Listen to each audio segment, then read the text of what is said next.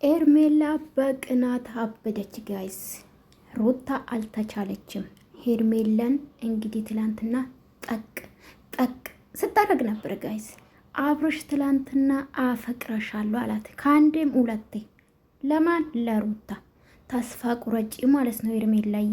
አንቺ ትላንትና ስለማፈቅረው ነው ስለምወዱ ነው ክብር ስለሚገባ ነው ስትይ ነበር። አብርሽ ደግሞ የሚያፈቅራት ሩታን በአደባባይ መስክሯል ትላንትና ማለት ነው። እኔ ውዶች ምንም ማድረግ አይቻልም። ሰላም ቤተሰብ እንዴት ናችሁ? ደህና ናችሁልኝ?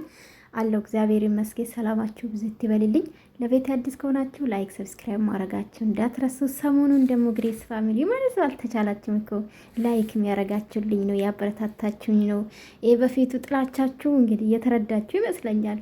ታውቃላችሁ የሰው ደስታ ያስደስተኛል። ሲያጠፉ ለምን አጠፉ ብሎ ብዬ እናገራለሁ። እኔ አንድ ሳይዝ ሴት ታሳድቤ መላቅም ከኔ እስቲ ከአንድ ቀን ተናግሬ ያውቃሉ ጋይዝ።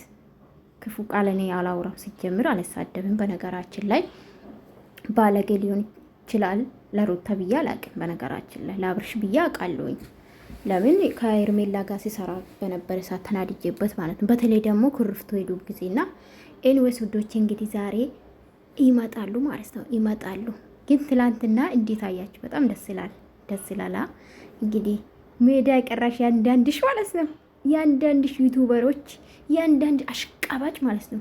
የእውነት የማትናገሩ ስትሳደቡ ለነበራችሁ፣ በተለይ ደግሞ ከአንደበታችሁ መጥፎ ቃል ስታወጡ ለነበራችሁ ሜዳ ላይ የቀራሽ ያንዳንድሽ ነው። ነጽ የለችበትም እዚህ ውስጥ የለውበትም። ገባችሁ አይደለ? ለምን ሩታ ስታጠፋ ስናገር ነበረ፣ አብርሽም ሲያጠፋ ለኔ አንድ ናቸዋ። ዞሮ እንደሚገናኙ ስለማቅ ነዋ። አያችሁ ስማርት ስትሆኝ ያንዳንድሽ እንደዚህ ነው። እና ለዩቱብ ብላችሁ ትዝብት ውስጥ አትግቡሽ።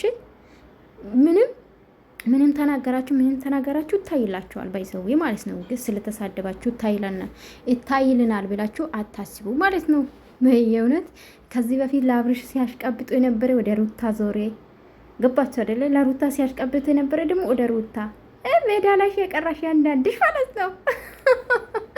እና ለማንኛውም ዛሬ ውዶቼ እንግዲህ ትላንትና አይታችሁ ከሆነ እንግዲህ ሩታ መሄድ አለብን ልጃችን እዝን ከኢትዮጵያ መውጣት አለብን እያላት ነበረ። ትላንትናም ሰርቼላችኋለሁኝ እና ቪዲዮ ላይክ አድርጋችኋል፣ ደስ ብሏችኋል፣ አመሰግናለሁኝ።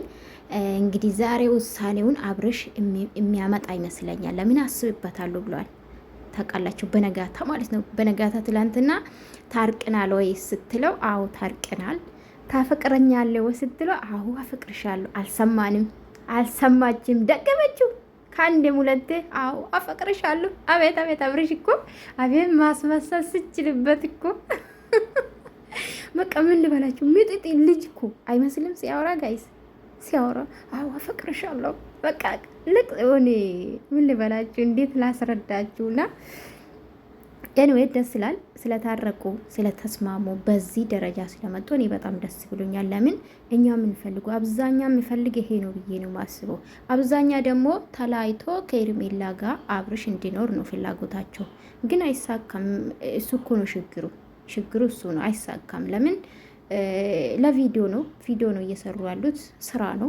ብዙ ወጣቶችም ደግሞ እግዚአብሔር ይመስገን ነው ስለመናገር ብዙ ወጣቶች ወደ ዩቱብ የመጡ ነው። በእነሱ የተነሳ በእነሱ አስተያየት የሰጡ ይታይላችሁ ነው። ይሄ ማለት ደግሞ በእነዚህ ብዙ ሰው ገቢ ያገኘ ማለት ነው። እንደኔ ግን የማይታይላት ቪዲዮ ዝም ብሎ ላይክ አድርጎ ወይም ደግሞ እስከ መጨረሻ ካልታየ $90 ሳንቲም ነው እንጂ ዶላርማ አይቆጥርም ጋይስ። እና ብዙ ወጣቶች ያሰራ ነው ብዬ ነው ማስበው። በእነሱ ብዙ ወጣቶች ወደ ዩቱብ መጥተዋል። የቡታጅራ ልጆች በእነሱ ያደጉ ነው። ይሄ ደግሞ ቀላል አይደለም። እውነት ለመናገር እንደ ሰው ስናስብ ጥቅም ነው እንጂ ጉዳት የለም። ግን የራሳቸው አሳልፎ ሰጥቷል፣ ተሳድቦ ብዙ ነገርና ኤንዌስ ደስ ብሎናል። እንግዲህ ከዚህ በኋላ ሄርሜላ ተስፋ ቆርጠሽ ብትወጪ፣ እግዚአብሔርን ከነሱ ህይወት ብትወጪ ደስ ይለኛል። እንደኔ እንደ ሴት ራስሽን ብታከብሪ፣ የማይፈልግሽ ሰው ጋር ባትሆኚ። ወንድ ልጅ ካልወደደሽ ካላፈቀረሽ ከአንቺ ጋር ሊኖር አይችልም።